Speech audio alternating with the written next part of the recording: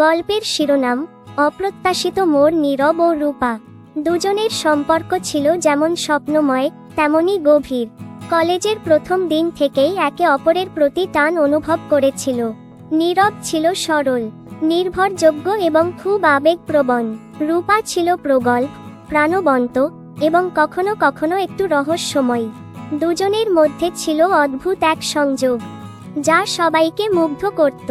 তাদের সম্পর্ক ভালোই চলছিল। রূপার প্রতি নীরবের ছিল নিঃশর্ত ভালোবাসা। রূপা হাসলে নীরবের দুনিয়া যেন উজ্জ্বল হয়ে উঠত।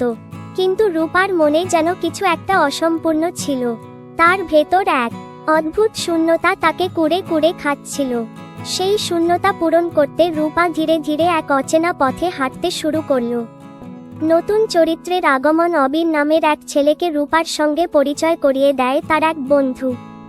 অবির একজন আত্মবিশ্বাসী, স্মার্ট এবং জীবনে অনেক উত্থান পতন দেখেছে।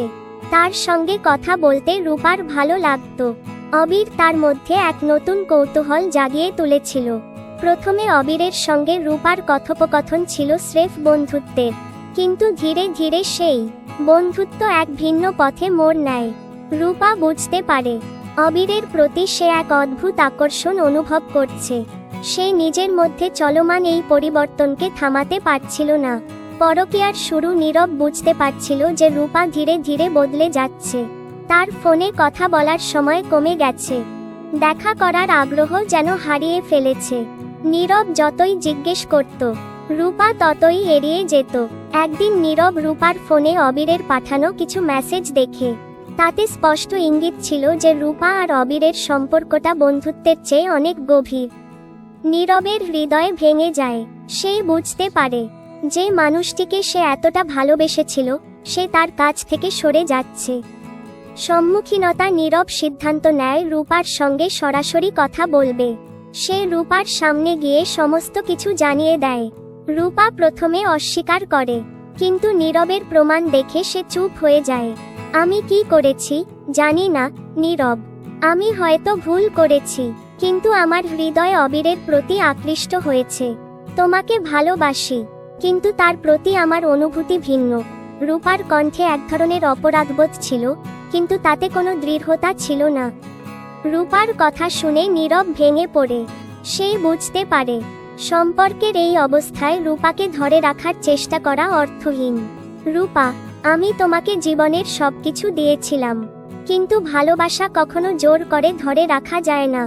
যদি অবির তোমার সুখের কারণ হয় তবে আমি সরে যাব। নীরব সেই মুহূর্তে বিদায় নেয়।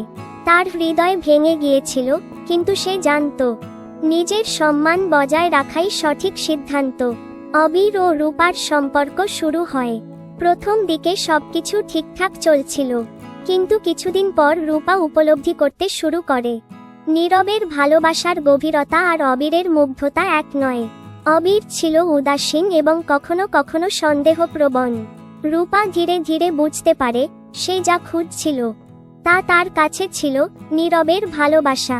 কিন্তু তখন খুব দেরি হয়ে গেছে। নীরব আবার নিজের জীবন গোছানোর চেষ্টা করছে। রূপা ফিরে আসার জন্য অনেক চেষ্টা করে, কিন্তু নীরব তাকে ফিরিয়ে দেয়। সে জানত ভালোবাসা মানে সম্মান, এবং একবার ভঙ্গুর হলে তা পুনরুদ্ধার করা খুব কঠিন। রূপার ভুল সিদ্ধান্ত তাকে শিখিয়েছিল জীবনের বড় শিক্ষা। সম্পর্কের প্রতি বিশ্বাস এবং সম্মান না থাকলে তা টিকে থাকতে পারে না। আর নীরব তার জীবনে একটি নতুন পথ খুঁজে নিতে শুরু করে, যেখানে সে নিজেকে ভালোবাসতে শিখেছিল। ভালোবাসা এবং সম্পর্কের মূল ভিত্তি হলো বিশ্বাস, সম্মান এবং একে অপরের প্রতি দায়বদ্ধতা। যদি তা না থাকে, কোনো সম্পর্কই দীর্ঘস্থায়ী হতে পারে না।